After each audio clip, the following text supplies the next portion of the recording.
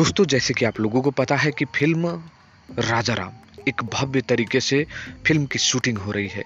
लेकिन क्या आप लोगों को पता है कि अभी इसका फाइट सीन चल रहा है? जी हाँ दोस्तों, फाइट सीन चल रहा है और वो चल रहा है कुसमी जंगल में। नमस्कार दोस्तों, मैं हूँ रविंद्र और आप लोग देख रहे हैं भोजप्रिय स्टोर चैनल।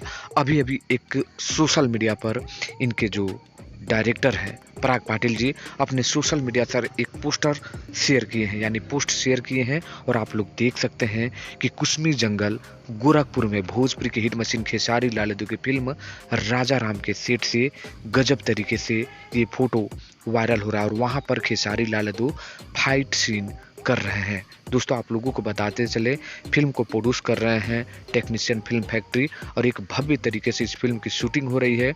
लगभग 20-21 दिन इस फिल्म का शूटिंग हो चुका है, लेकिन ये जो जंगल वाला शूट जो चल रहा है ना दोस्तों, बहुत ही दामी है और बहुत ही भव्य तरीके से है।